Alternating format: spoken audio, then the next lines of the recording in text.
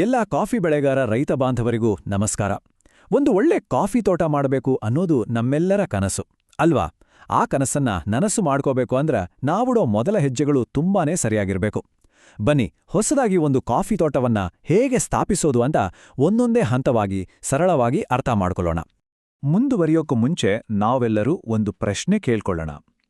ಯಾಕೆ ಜಾಗ ಮತ್ತೆ ಹವಾಮಾನದ ಆಯ್ಕೆ ಒಳ್ಳೆ ಇಳುವರಿಗೆ ಇಷ್ಟೊಂದು ಮುಖ್ಯ? ನೋಡಿ, ಇದು ನಾವು ಮನೆ ಕಟ್ಟುವಾಗ ಅಡಿಪಾಯ ಹಾಕಿದ ಹಾಗೆ. ಅಡಿಪಾಯ ಗಟ್ಟಿಯಾಗಿದ್ರೆ ಮಾತ್ರ ಮನೆ ಗಟ್ಟಿಯಾಗಿ ನಿಲ್ಲುತ್ತೆ. ಅದೇ ರೀತಿ ನಾವು ಆರಂಭದಲ್ಲಿ ಮಾಡುವ ಈ ಆಯ್ಕೆಗಳು ಸರಿಯಾಗಿದ್ರೆ ನಮ್ಮ ತೋಟ ಮುಂದಿನ ಹಲವು ವರ್ಷಗಳ ಕಾಲ ಸದೃಢವಾಗಿ ನಿಲ್ಲುತ್ತೆ. ಜೊತೆಗೆ ನಮ್ಮ ಆದಾಯ ಕೂಡ ಹೆಚ್ಚಾಗುತ್ತೆ. ಇವತ್ತಿನ ಈ ನಮ್ಮ ಪಯಣದಲ್ಲಿ ನಾವು 4 ಮುಖ್ಯವಾದ ಹಂತಗಳನ್ನು ನೋಡಲಿದ್ದೇವೆ. ಮೊದಲನೇದಾಗಿ ಸರಿಯಾದ ಹವಾಮಾನವನ್ನ ಹೇಗೆ ಗುರುತಿಸೋದು, ಎರಡನೇದು ಗಿಡಕ್ಕೆ ಬೇಕಾದ ಅತ್ಯುತ್ತಮ ಮಣ್ಣನ್ನ ಹೇಗೆ ರೆಡಿ ಮಾಡೋದು, ಮೂರನೇದಾಗಿ ಗಿಡಗಳನ್ನು ನಾಟಿ ಮಾಡುವ ಸರಿಯಾದ ವಿಧಾನ ಯಾವುದು, ಮತ್ತು ಕೊನೆಯದಾಗಿ ಗಿಡ ನೆಟ್ಟ ಮೇಲೆ ಮಾಡಬೇಕಾದ ಪ್ರಮುಖ ಆರೈಕೆ ಕ್ರಮಗಳು ಯಾವುವು ಅಂತ ತಿಳ್ಕೊಳ್ಳೋಣ. ಹಾಗಾದ್ರೆ ನಮ್ಮ ಮೊದಲನೇ ಹೆಜ್ಜೆ ಶುರು ಮಾಡೋಣ. ನಮ್ಮ ತೋಟದ ಯಶಸ್ಸಿನ ಅಡಿಪಾಯವೇ ಹವಾಮಾನದ ಆಯ್ಕೆ. ಕಾಫಿ ಗಿಡಗಳು ಖುಷಿಯಾಗಿ ಆರೋಗ್ಯವಾಗಿ ಬೆಳೆಯೋಕ್ಕೆ ಬೇಕಾದ ವಾತಾವರಣವನ್ನ ಹೇಗೆ ಸೃಷ್ಟಿಸೋದು ಅಂತ ನೋಡೋಣ ಬನ್ನಿ. ಕಾಫಿ ಗಿಡಗಳಿಗೆ ಸಾಮಾನ್ಯವಾಗಿ ತಂಪಾದ ತೇವಾಂಶ ಇರೋ ಹವಾಮಾನ ಅಂದರೆ ತುಂಬ ಇಷ್ಟ. ಸುಮಾರು 15ರಿಂದ 30 ಡಿಗ್ರಿ ಸೆಲ್ಸಿಯಸ್ ತಾಪಮಾನ ಇರೋ ಪ್ರದೇಶ ಅವುಗಳ ಬೆಳವಣಿಗೆಗೆ ಹೇಡಿ ಮಾಡಿಸಿದ್ದು. ಈ ತಾಪಮಾನದಲ್ಲಿ ಗಿಡಗಳು ಯಾವುದೇ ಒತ್ತಡ ಇಲ್ಲದೆ ಚೆನ್ನಾಗಿ ಬೆಳೀತವೆ. ಇದರಿಂದ ಹೂವು ಮತ್ತು ಕಾಯಿ ಕಟ್ಟುವ ಪ್ರಕ್ರಿಯೆ ಕೂಡ ಚೆನ್ನಾಗಾಡುತ್ತೆ. ಇನ್ನು ಮಳೆ ವಿಚಾರಕ್ಕೆ ಬರೋದಾದೆ, ಕಾಫಿ ಬೆಳೆಗೆ ಒಂದು ವರ್ಷಕ್ಕೆ ಸುಮಾರು 1500ರಿಂದ 2500 ಮಿಲಿಮೀಟರ್ ಮಳೆ ಬೇಕೇ ಬೇಕು. ಈ ನೀರು ಗಿಡಗಳಿಗೆ ಬೇಕಾದ ಪೋಷಕಾಂಶಗಳನ್ನು ಬೇರುಗಳ ತನಕ ತಲುಪಿಸುತ್ತೆ, ಜೊತೆಗೆ ಮಣ್ಣಿನಲ್ಲಿ ತೇವಾಂಶವನ್ನು ಕಾಯ್ದುಕೊಳ್ಳೋಕ್ಕೂ ಸಹಾಯ ಮಾಡುತ್ತೆ. ಕಾಫಿ ತೋಟದಲ್ಲಿ ದೊಡ್ಡ ನೆರಳಿನ ಮರಗಳಿದ್ರೆ ಅದೊಂದು ದೊಡ್ಡ ವರದಾನ ಇದ್ದ ಹಾಗೆ. ಯಾಕಂದ್ರೆ ಈ ಮರಗಳು ಕಾಫಿ ಗಿಡಗಳಿಗೆ ತಾಯಿ ಹಾಗೆ ನೆರಳು ಕೊಡ್ತವೆ. ಬೇಸಿಗೆ ಸುಡುವ ಬಿಸಿಲಿನಿಂದ ಗಿಡಗಳನ್ನು ಕಾಪಾಡ್ತವೆ. ಅಷ್ಟೇ ಅಲ್ಲ, ಮಣ್ಣನ್ನ ತಂಪಾಗಿಟ್ಟು ತೇವಾಂಶ ಬೇಗ ಆವಿ ಆಗದಂತೆ ನೋಡ್ಕೊಳ್ತವೆ. ನಾವು ಯಾವ ತಳಿ ಬೆಳಿತೀವಿ ಅನ್ನೋದರ ಮೇಲೆ ಜಾಗವನ್ನ ಆಯ್ಕೆ ಮಾಡಬೇಕು. ಉದಾಹರಣೆಗೆ ಅರೇಬಿಕಾ ಕಾಫಿ ಬೆಳೆಯೋದಾದ್ರೆ ಅದು ಹೆಚ್ಚು ಎತ್ತರದ ಪ್ರದೇಶದಲ್ಲಿ, ಅಂದ್ರೆ 1000ರಿಂದ 1500 ಮೀಟರ್ ಎತ್ತರದ ತಂಪಾದ ಗುಡ್ಡಗಾಡು ಪ್ರದೇಶಗಳಲ್ಲಿ ತುಂಬಾ ಚೆನ್ನಾಗಿ ಬರುತ್ತೆ. ಅದೇ ರೋಬಸ್ಟಾ ತಳಿಯಾದ್ರೆ ಸ್ವಲ್ಪ ತಗ್ಗು ಪ್ರದೇಶ, ಅಂದ್ರೆ 500ರಿಂದ 1000 ಮೀಟರ್ ಎತ್ತರದಲ್ಲೂ ಚೆನ್ನಾಗಿ ಹೊಂದಿಕೊಂಡು ಬೆಳೆಯುತ್ತೆ. ಈಗ ಮುಂದಿನ ವಿಭಾಗಕ್ಕೆ ಹೋಗೋಣ. ಅದುವೇ ಮಣ್ಣಿನ ಆಯ್ಕೆ. ಗಿಡಗಳ ಬೇರುಗಳು ಚೆನ್ನಾಗಿ ಬೆಳೆಯೋಕೆ, ಪೋಷಣೆ ಸಿಗೋಕೆ ಒಂದು ಗಟ್ಟಿಯಾದ ಅಡಿಪಾಯವನ್ನ ನಾವು ನೆಲದಿಂದಲೇ ಕಟ್ಟಬೇಕು. ಹಾಗಾದ್ರೆ ಕಾಫಿಗೆ ಒಳ್ಳೆಯ ಮಣ್ಣು ಅಂದ್ರೆ ಹೇಗಿರಬೇಕು? ಮೊದಲನೇದಾಗಿ ಅದು ಆಳವಾಗಿ ಮೆದುವಾಗಿರಬೇಕು. ಆಗ ಬೇರುಗಳು ಸುಲಭವಾಗಿ ಕೆಳಗೆ ಇಳುತ್ತವೆ. ಕೆಂಪು ಅಥವಾ ಜೇಡಿ ಮಣ್ಣಿನ ರಚನೆ ಇದ್ರೆ ಇನ್ನೂ ಉತ್ತಮ. ಜೊತೆಗೆ ಸಾವಯವ ಗೊಬ್ಬರದಿಂದ ಸಮೃದ್ಧವಾಗಿರಬೇಕು. ಯಾಕಂದ್ರೆ ಇದು ಗಿಡಕ್ಕೆ ಬೇಕಾದ ಶಕ್ತಿಯನ್ನು ಕೊಡುತ್ತೆ. ಎಲ್ಲಕ್ಕಿಂತ ಮುಖ್ಯವಾಗಿ ನೀರು ನಿಲ್ಲಬಾರ್ದು, ಸರಾಗವಾಗಿ ಬಸಿದು ಹೋಗಬೇಕು, ಮತ್ತು ಮಣ್ಣು ಸ್ವಲ್ಪ ಆಮ್ಲೀಯವಾಗಿರಬೇಕು. ಒಂದು ಮಾತನ್ನ ಚೆನ್ನಾಗಿ ನೆನಪಿನಲ್ಲಿಟ್ಕೊಳ್ಳಿ. ನೀರು ನಿಲ್ಲಬಾರ್ದು, ಮಣ್ಣಿನಲ್ಲಿ ನೀರು ಸರಾಗವಾಗಿ ಬಸಿದು ಹೋಗಬೇಕು. ಒಂದು ವೇಳೆ ಗಿಡದ ಬೇರುಗಳ ಸುತ್ತ ನೀರು ನಿಂತುಬಿಟ್ರೆ ಅದು ಗಿಡದ ಉಸಿರನ್ನೇ ಕಟ್ಟಿದಾಗೆ ಆಗತ್ತೆ.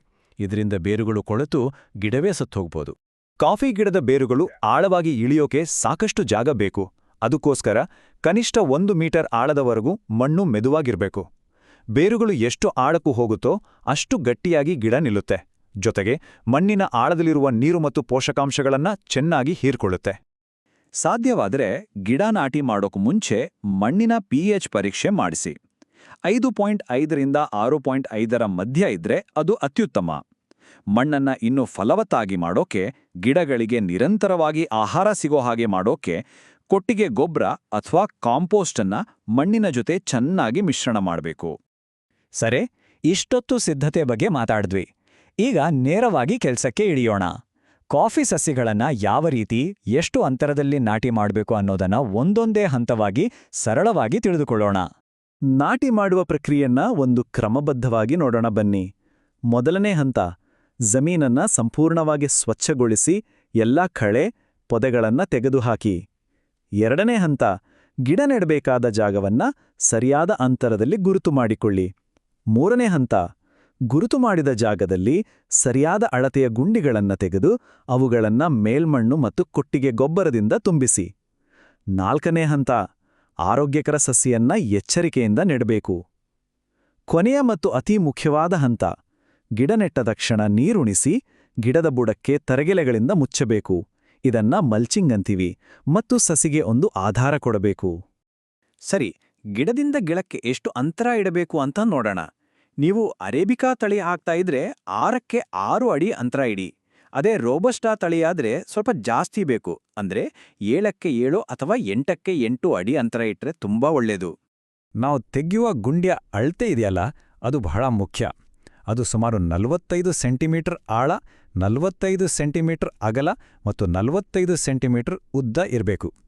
ಈ ಗಾತ್ರದ ಗುಂಡಿ ಸಸಿಯ ಹೊಸ ಬೇರುಗಳು ಸುಲಭವಾಗಿ ಹರಡ್ಕೊಳ್ಳೋಕೆ ಮತ್ತು ಗಟ್ಟಿಮುಟ್ಟಾಗಿ ಬೆಳೆಯೋಕೆ ಸಾಕಷ್ಟು ಜಾಗವನ್ನ ಕೊಡುತ್ತೆ.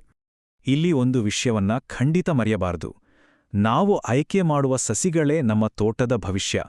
ಅದಕ್ಕೋಸ್ಕರ ನರ್ಸರಿಯಿಂದ ತರುವಾಗ ಯಾವಾಗಲೂ ದಷ್ಟಪುಷ್ಟವಾಗಿ, ಆರೋಗ್ಯವಾಗಿ ಕಾಣುವ, ಯಾವುದೇ ರೋಗ ಇಲ್ಲದ ಸಸಿಗಳನ್ನೇ ಆರಿಸಿಕೊಳ್ಳಿ. ಇದರಿಂದ ಗಿಡಗಳು ಬದುಕುಳಿಯುವ ಸಾಧ್ಯತೆ ಜಾಸ್ತಿಯಾಗುತ್ತೆ. ಈಗ ನಮ್ಮ ಕೊನೆಯ ಮತ್ತು ಅತಿ ಮುಖ್ಯವಾದ ವಿಭಾಗಕ್ಕೆ ಬರೋಣ. ಗಿಡಗಳನ್ನು ನೆಟ್ಟ ಮೇಲೆ ಅವುಗಳ ಆರೈಕೆ ಮಾಡೋದು ಹೇಗೆ ಅಂತ ತಿಳಿಯೋಣ. ಯಾಕೆಂದ್ರೆ ಇದು ಅವುಗಳ ಮುಂದಿನ ಬೆಳವಣಿಗೆಗೆ ತುಂಬಾನೇ ಅವಶ್ಯಕ. ಗಿಡಗಳನ್ನ ನೆಟ್ಟ ತಕ್ಷಣ ನಮ್ಮ ಜವಾಬ್ದಾರಿ ಮುಗಿಯೋದಿಲ್ಲ. ಬದಲಿಗೆ ಅಲ್ಲಿಂದಲೇ ಶುರುವಾಗತ್ತೆ. ನಾವು ನಿರಂತರವಾಗಿ ಮಾಡಬೇಕಾದ ಕೆಲವೊಂದು ಕೆಲಸಗಳಿವೆ. ಬಿಸಿಲಿನಿಂದ ರಕ್ಷಣೆ ಕೊಡೋಕೆ ನೆರಳಿನ ವ್ಯವಸ್ಥೆ ಮಾಡಬೇಕು, ಮಣ್ಣು ಒಣಗಬಾರ್ದು, ಅದಕ್ಕೆ ನೀರುಣಿಸ್ಬೇಕು, ಗಿಡದ ಪೋಷಕಾಂಶಗಳನ್ನು ಕಿತ್ತುಕೊಳ್ಳೋ ಕಳೆಯನ್ನ ನಿಯಮಿತವಾಗಿ ತೆಗಿಬೇಕು ಮತ್ತು ಆಗಾಗ ಗಿಡಗಳನ್ನ ನೋಡಿ ಅವು ಆರೋಗ್ಯವಾಗಿ ಬೆಳೀತಿದ್ಯಾ ಅಂತ ಖಚಿತಪಡಿಸ್ಕೋಬೇಕು. ಹಾಗಾದ್ರೆ ಒಂದು ಯಶಸ್ವಿ ಕಾಫಿ ತೋಟ ಮಾಡೋಕೆ ನಮ್ಮ ಪರಿಶೀಲನಾ ಪಟ್ಟಿ ಇಲ್ಲಿದೆ ನೋಡಿ. ಸರಿಯಾದ ಹವಾಮಾನದ ಆಯ್ಕೆ, ಫಲವತ್ತಾದ ಮಣ್ಣಿನ ತಯಾರಿ, ಕ್ರಮಬದ್ಧವಾದ ನಾಟಿ ವಿಧಾನ ಮತ್ತು ನಿರಂತರವಾದ ಪ್ರೀತಿಯ ಆರೈಕೆ. ಈ 4 ಸೂತ್ರಗಳನ್ನ ನಾವು ಸರಿಯಾಗಿ ಪಾಲಿಸಿದ್ರೆ ಯಶಸ್ಸು ನಮಗೆ ಖಂಡಿತ ಸಿಗುತ್ತೆ. ಸರಿಯಾದ ಆರೈಕೆ ಮತ್ತು ನಮ್ಮ ಶ್ರಮದಿಂದ ನಮ್ಮ ತೋಟದಲ್ಲೂ ಕೂಡ ಈ ಕಾಫಿ ಹಣ್ಣುಗಳಂತೆ ಸುಂದರವಾದ ಫಸಲನ್ನ ಪಡಿಬೋದು. ನೆನಪಿಡಿ, ನಮ್ಮ ಶ್ರಮಕ್ಕೆ ಖಂಡಿತವಾಗಿಯೂ ಉತ್ತಮ ಪ್ರತಿಫಲ ಸಿಕ್ಕೇ ಸಿಗುತ್ತೆ. ಈ ಮಾಹಿತಿ ನಿಮಗೆ ಸಹಾಯ ಮಾಡಿದೆ ಅಂತ ನಾವು ನಂಬುತ್ತೇವೆ. ಇದು ಬೇರೆ ರೈತ ಬಾಂಧವರಿಗೂ ತಲುಪಲಿ ಅಂತ ದಯವಿಟ್ಟು ಲೈಕ್ ಮಾಡಿ, ಶೇರ್ ಮಾಡಿ ಮತ್ತು ಇಂಥ ಇನ್ನೂ ಹೆಚ್ಚಿನ ಕೃಷಿ ಮಾಹಿತಿಗಾಗಿ ನಮ್ಮ ಚಾನೆಲ್ಗೆ ಸಬ್ಸ್ಕ್ರೈಬ್ ಆಗೋದನ್ನ ಮರೆಯಬೇಡಿ. ಈ ವಿವರಣೆಯನ್ನ ನೋಡಿದ್ದಕ್ಕಾಗಿ ನಿಮ್ಮೆಲ್ಲರಿಗೂ ಧನ್ಯವಾದಗಳು.